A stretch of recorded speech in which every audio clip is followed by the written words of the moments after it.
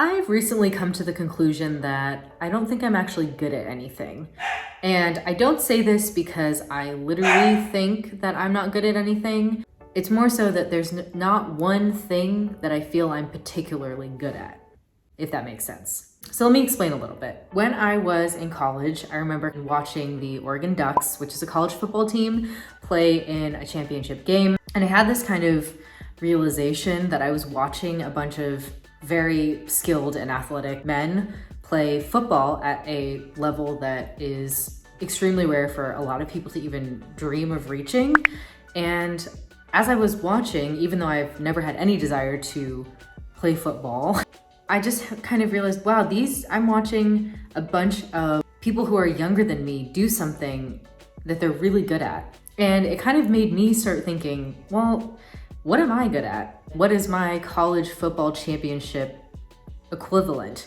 And I couldn't really think of anything because when I was younger, I had a lot of different interests. I did traditional Chinese dance, I played basketball, I played softball, I volunteered, I took AP classes, etc., etc., etc. I did a lot of different things, but as I have gotten older, I've kind of realized that I don't really think there's one thing that I feel that I really excel at. And that has kind of led me to a little bit of, I don't want to say crisis per se, but it's something that has made me feel increasingly uncomfortable about, like insecure perhaps. So something that has really helped me come to peace with this is this phrase or this word, multipotentialite. And shout out to Kaylin for introducing me to this.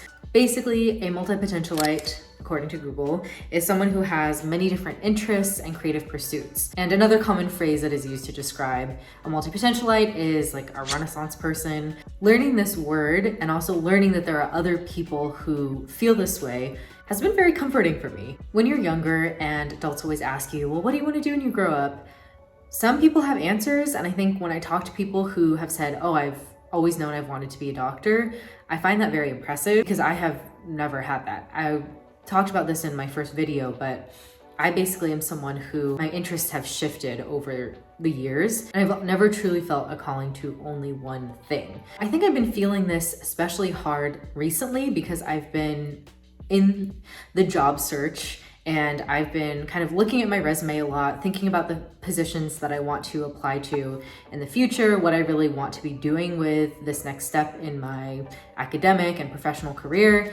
And something that I've realized when you look at my resume, I don't want to say it's all over the place. There are clear themes, I think, and definitely skill sets that I can highlight, but it is a bit like you're a campaign manager and then you worked as a college advisor and then you did this and then you did this. And so I think this is also encapsulated in my academic journey because when I was an undergrad, I double majored in political science and history and minored in education. Yesterday, I was actually talking to a friend from college and we just were kind of catching up on what we'd been doing since we graduated. I was telling her, since we've graduated, I did, I was working in this educational nonprofit and getting my master's degree. And so she said, oh, did you get it in higher ed? And I said, no, I got it in criminal justice. And then I told her that I was in my PhD program. And she said, oh, is it in criminal justice? And I said, no, it's actually in social policy. It's not really any secret that a lot of people will end up changing careers. In fact, there's increasing research and data suggesting that people between the ages of 18 to 24 will change their career an average of 5.7 times. And even though it decreases as you get older, there are still plenty of people who decide to change their career, in their 30s and their 40s and their 50s. For me, I can see this for myself. I mean, I think about all the things that I really want to do, and the thought of only doing one thing for the rest of my life sounds very, I don't know, bleak. It's just something that I don't want. Obviously, there's an element of privilege here because some people probably want to do a lot of different things, but if you are having to work all the time at one place or multiple jobs to make rent, to pay your bills, then you don't have the luxury of cultivating and pursuing a lot of your other interests. I know a lot of friends who have said, I want to go to my job, collect my check, and that's it. And I too, to a certain extent, want those things as well. Increasingly so since this panorama have been really leaning into my desire to explore a lot of different things and a lot of different interests. You know, most recently, at least when I was thinking about my 2022 New Year's resolutions and just trying to kind of think about and envision the life that I wanted for myself, I basically wrote down that I wanted to teach one class, kind of be a professor, and also do some of my own research, maybe start my own research lab. And I still am kind of thinking about going to law school and being a practicing attorney. There's a lot happening. And more recently, I've been really interested in, you know, social media, like being a creator, and also language learning and traveling. And so all of these things, like, what would you say that career is? Please tell me, because I can't think of the name of any career where you do all of those things. Now, I know you hear that and it's kind of like, Emily, that's all great, but you can't do all of those things. And I understand that to a certain extent. I do think that there are, of course, limitations on what I can do. And I'm notorious for wanting to pick up a lot of new things and then kind of overdo it. But I also think that as I've gotten older and as I've learned more about myself, like if there's a way for me to do it, if there's a way for me to be a professor, researcher, lawyer, content creator, traveler, polyglot, whatever, like I think I will find a way to do it. And you don't have to agree with my outlook on this. You don't have to agree with my decisions on this, but I'm gonna try. Pros of being a multipotentialite. First is that you can try a lot of different things and you can develop lots of different skill sets. And I think that this is really beneficial because I feel like people are constantly surprised at some of the knowledge that I have.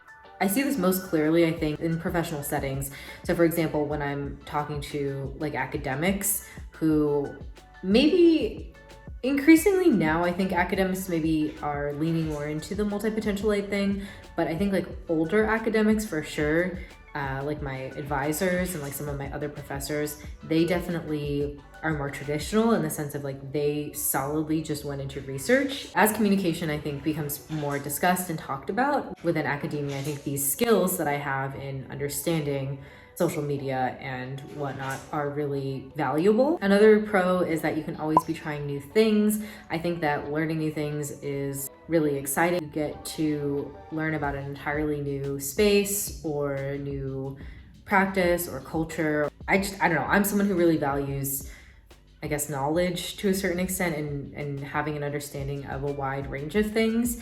And so naturally, I really like this aspect. And kind of related to this, I think one of the biggest pros is that you get to be a beginner at something. And I think that as someone who tends to be a little bit of a perfectionist, I think that there is a lot of kind of safety in being a beginner because you have a little bit less pressure to perform because you're new. And you get to say, okay, you know, I'm starting this new hobby, like maybe I start painting, and I can say, you know, I've never really done this before, so I'm allowed to be bad at something. Once you're actually good at something or you've been doing something for a long time, I think there is an expectation that you get better at it, which maybe is a concept that could be challenged a little bit. But in the beginning, it's all fun. You know, you're just soaking up all this new information and you're good. Now, this actually kind of leads me into the cons. So while being a beginner can be great, it can also not be so great sometimes, because when you're a beginner, you're having to learn a lot of different things. Sometimes you're having to learn entirely new ways of thinking, an entirely new skill, and that can be overwhelming and sometimes frustrating, especially if you feel like you're maybe not immediately picking it up. And I guess this kind of connects to my own personal feelings, insecurities that I'm not actually good at anything because I have spent so much time hopping from thing to thing to thing because I'm interested in it that I haven't actually given myself time to develop any of those skills. So I have a lot of breadth, but not depth.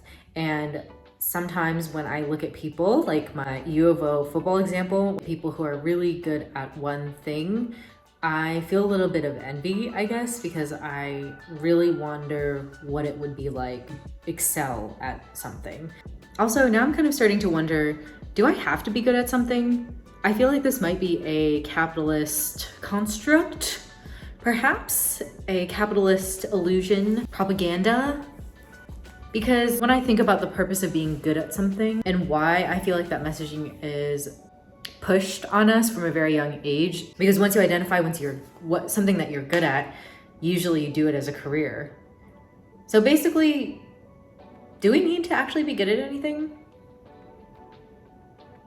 You may have heard this phrase, jack of all trades, master of none. And I think that I'd always heard that phrase from a negative perspective, but actually the entire phrase is jack of all trades is a master of none, but oftentimes better than a master of one. I hope that if you're someone who also has a lot of different interests, if you identify as a multipotentialite, I encourage you to do what you want to do. As long as your bills are paid, your responsibilities are taken care of, you're not hurting anybody, why not? Why not try to do different things? I'm still really working on how to actually explain what I do and what I'm good at, and how to, again, tie everything together in a very concise way so that I can talk to people about it. But I'm definitely reaching a place of being more at peace with wanting to do a lot of different stuff, and I'm excited. I'm excited to actually see what I'm gonna be doing and to actually do the things that I've been wanting to do. So let me know if you identify as a multipotentialite, if you've ever heard of this phrase, if it's something that you're wanting to explore a little bit more. I would love to hear all of the different interests that you have, and I will see you in the next one.